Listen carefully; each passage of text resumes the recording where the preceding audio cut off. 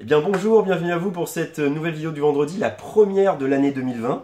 Salut Alex. Salut Thomas. Bonjour à vous et bonne année, parce qu'on ne vous l'a pas souhaité de vive voix, donc bonne année. On vous la souhaite plein de santé, de joie, de bonheur et de bonheur ludique. Et pour le bonheur ludique, il y aura la boutique, parce que des nouveautés, il y en aura encore, et des vidéos, il y en aura encore, parce que vous les appréciez.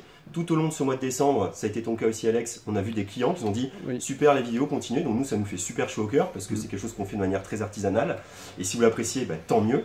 Il y aura peut-être d'autres petites surprises, on verra ça plus tard, on pense à des choses mais on va pas en parler tout de suite parce qu'on préfère en parler quand ce sera vraiment fait. La période est un peu particulière, le magasin est dans une configuration particulière puisque ce sont les soldes actuellement. Et donc chez nous à la boutique quand on solde, on ne fait pas semblant de solder, vous voyez c'est du moins 50, moins 40%. Il y a vraiment des super jeux, vous le voyez, il y a beaucoup de jeux qui sortent toutes les semaines, des dizaines de jeux, et forcément dans ce maillage, il y a des jeux qui échappent un peu au public, et c'est des bons jeux quand même qui se retrouvent soldés parce que nous il faut qu'on s'en débarrasse, et c'est des bonnes affaires à faire, donc n'hésitez pas à venir à la boutique déjà pour profiter des soldes. Mais c'est pas le but de la vidéo c'est vous présenter les nouveautés. Et on va commencer pas vraiment par une nouveauté, mais par un retour en stock qui était très attendu. C'est Draftosaurus qui est de retour en stock, qui a été le grand absent de ces fêtes. C'est nul doute qu'il aurait cartonné en décembre s'il avait été présent. Mais ils étaient en rupture chez Ankama. Voilà, Draftosaurus c'est un jeu de draft, c'est-à-dire le draft, j'ai expliqué dans plein de vidéos, mais c'est comme Seven Wonders. Sauf que là, c'est avec des petits dinosaures en bois que vous avez. Donc vous en avez une main de dinosaures, vous en choisissez un et vous donnez le reste à votre joueur qui suit. Et vous recevez du joueur avant vous son lot de dinosaures. Et ces dinosaures, vous allez les poser dans votre parc de dinosaures. Et chaque enclos est différent et permet de marquer des points de manière différente. Voilà, c'est très familial, c'est très sympa. Une partie, c'est 15-20 minutes. Mais vraiment, ça a été un gros succès. D'ailleurs, il a eu pas mal de petits prix. Draftosaurus est de retour à la boutique. Voilà, les vraies nouveautés, on va commencer par une belle nouveauté, une grosse boîte, c'est Concordia Venus, donc qui est la réédition du jeu Concordia. Mais pour en parler, je vais faire appel au spécialiste de Concordia, je vais appuyer sur ce bouton, il va apparaître.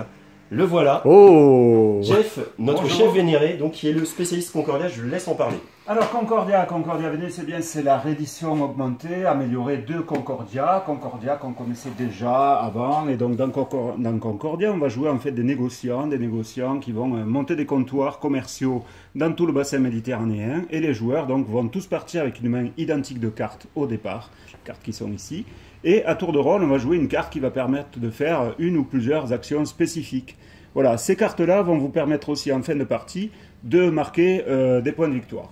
La nouveauté par rapport à Concordia que l'on connaissait déjà, c'est que là on va pouvoir jouer aussi en équipe de 2 ou de 3. Et donc on va pouvoir jouer jusqu'à 6 joueurs désormais, alors qu'autrefois c'était limité à 5. On n'a pas besoin d'autre chose pour jouer. Tout est compris dans la boîte, c'est-à-dire le matériel de l'ancienne version et ainsi que les nouveautés. Et petite nouveauté, il y a maintenant des nouveaux personnages que l'on peut jouer, et notamment des personnages qui permettent de faire 2 actions en fait, de jouer par exemple soit un architecte, soit un marchand, alors qu'autrefois il fallait avoir soit la carte architecte, soit la carte marchand pour pouvoir le faire. Voilà. Et donc on est bien content qu'il soit revenu, moi en particulier parce que c'est mon jeu préféré. Voilà. Hop. Merci beaucoup Jeff, wow, super présentation, franchement au top. Donc on enchaîne avec Wangdo.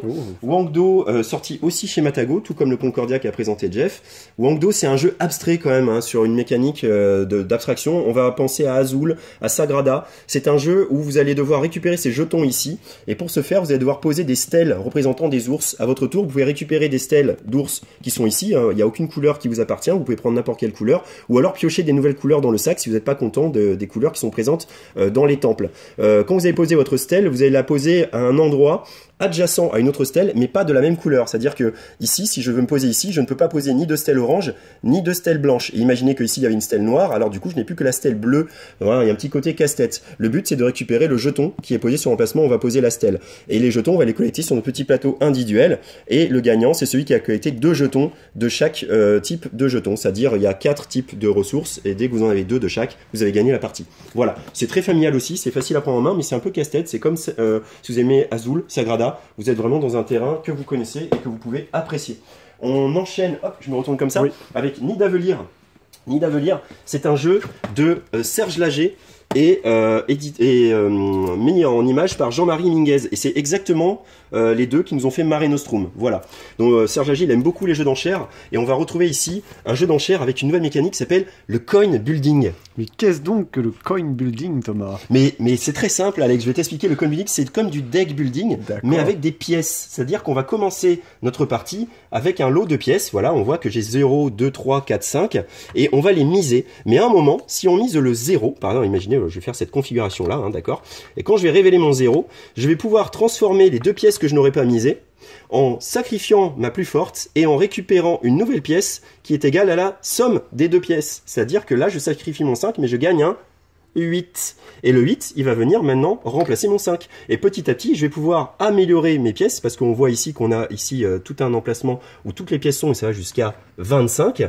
Et donc, il y a une mécanique qui va vous permettre d'améliorer votre portefeuille de pièces. De ça, le coin building. Pourquoi on fait ça? Eh ben, on fait ça pour enchérir des auberges. Vous voyez qu'ici, il y a des symboles qui correspondent à des auberges qu'on va retrouver ici. Je vais peut-être trop vite, Alex. Voilà, ici, il y a des petits symboles qui correspondent aux auberges qu'on trouve ici. Et donc, on va poser des jetons en cachette parce que sur ces auberges arrivent des nains. Voilà, parce que c'est un jeu sur les nains. Voilà. Donc, vous avez les nains de l'Heroic Fantasy, évidemment. Hein. Vous avez les forgerons, les mineurs, vous avez les guerriers. Et votre but, ça va être de les collecter pour les poser dans votre petit plateau individuel qu'on voit ici. Donc là, j'ai simulé un début de partie où je vais avoir plusieurs types de nains. Alors, chaque type de nain marque d'une manière différente. Vous voyez que les violets ici marquent des points en fonction de cette échelle violet. Donc, plus je vais avoir de flèches et plus je vais marquer de points. Les verts que je n'ai pas encore collectés marquent des points de manière exponentielle. Les oranges marquent des points en fonction du nombre de grades. Ce sont ces petits fanions-là multipliés par la valeur de ces grades. Les bleus s'additionnent et les rouges sont les guerriers, vont vous marquer des points et ensuite vous allez marquer votre pièce la plus forte à la fin de la partie. Voilà, donc c'est très malin, d'autant qu'il y a un système de collection en ligne, c'est-à-dire que dès que j'ai récupéré tous les nains de au moins une ligne de chaque couleur, ici vous voyez qu'il manque le vert, c'est pour ça que j'ai peut-être avoir envie de surenchérir sur ce vert-là, et si je le récupère, bim, j'aurai tout les couleurs et je pourrais aller acheter un héros ici. Donc ça, ce sont des héros qui vont faire des petites... je choisis la couleur que je veux, mais voilà, ils vont me permettre de marquer des points supplémentaires. Vous voyez que celui-là, par exemple, me permettrait de marquer d'un seul coup 9 points. Voilà. Vous avez celui-là qui me permettait de rajouter et d'arriver à 18 points. Celui-là, j'aime beaucoup parce qu'on reconnaît très bien Tony Stark et Iron Man. D'ailleurs, il s'appelle Point d'Acier, Aigour, Point d'Acier. C'est rigolo, il y a plein de petits clins d'œil dans ce jeu. C'est très sympa, c'est une mécanique d'enchère un peu nouvelle, très stratégique, avec plein de manières de gagner.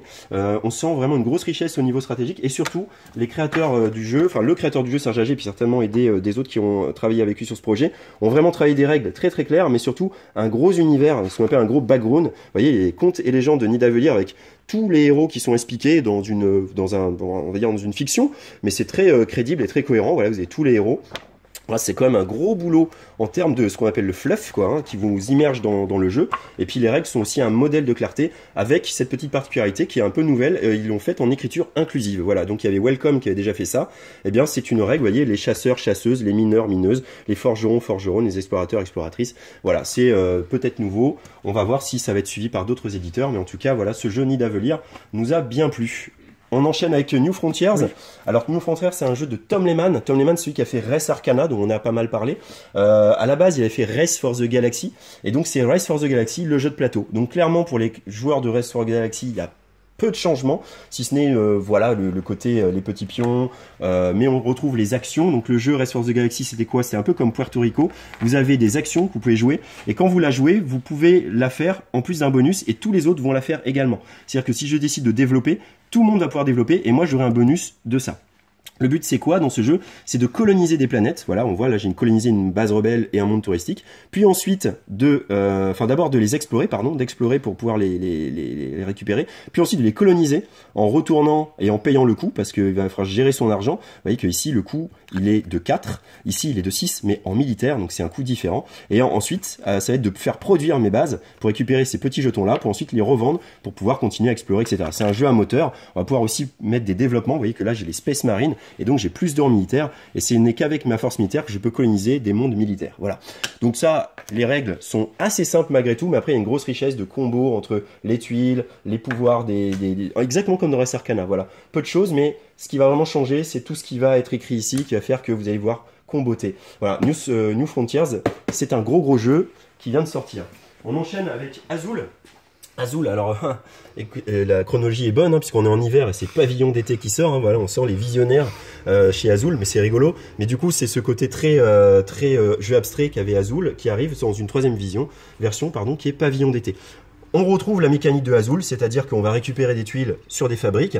Maintenant, on va les placer dans ce petit plateau individuel. Et vous voyez, par exemple, pour poser une tuile ici, je vais devoir défausser 2 tuiles vertes. Pour pouvoir poser ici, je vais devoir défausser 3 tuiles vertes, et ainsi de suite. Donc ça va être de plus en plus dur, plus on avance dans la rosace, plus c'est dur de la compléter. À la fin, on marquera des points en fonction des rosaces complétées, de leur couleur, évidemment.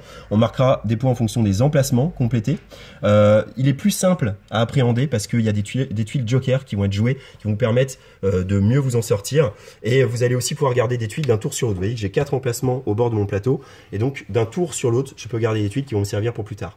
De l'avis d'un bon client à nous qui s'appelle Christophe, qu'on salue, il est le Azul le moins méchant de tous les Azul sortis, sachant que celui d'avant était quand même très méchant, le Vitrocintra était moins familial. Celui-là, il va être encore plus fluide que le premier Azul et va permettre plus de droit à l'erreur. Voilà. Donc Azul Pavillon d'été est arrivé en hiver. On finit avec les jeux de rôle. Donc là, vous voyez, c'est encore plein de soldes parce que les tables sont remplies de soldes.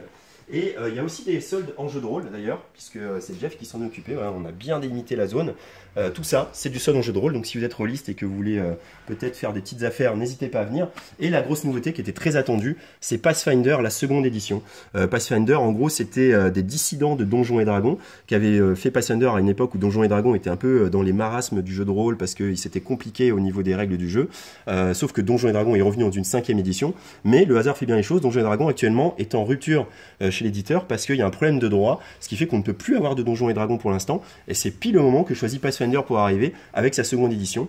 Donc en gros, dans cette version, ils ont mis le meilleur de Donjons et Dragons et tu me disais, de Pathfinder. Voilà, ce qui est logique. Hein. Donc c'est pour plus de fluidité, puisqu'on sait que les jeux de rôle vont vers plus de narratifs, moins de règles trop lourdes pour permettre aux joueurs d'être plus libres de leurs actions. Voilà, donc Pathfinder seconde édition, ouais, si vous voyez, c'est très beau, hein, toujours. Hein, c'est toujours des très beaux livres, les livres de jeux de rôle. Ça donne envie de les acheter rien que pour les feuilleter et pour lire tout ça. Il y a de quoi faire. Et bien sûr, suivront des livrets de campagne, des guides, etc. Ce n'est que le début, bien sûr. Voilà. Je ne vous retrouve pas derrière le comptoir, puisqu'il n'y a plus rien d'autre à dire. On vous souhaite de passer un bon week-end. On se donne rendez-vous vendredi prochain. Entre temps, il y aura une petite vidéo qu'on fera, ce sera sur le top de décembre. Voilà, c'est une nouvelle vidéo. On fera ça une fois par mois.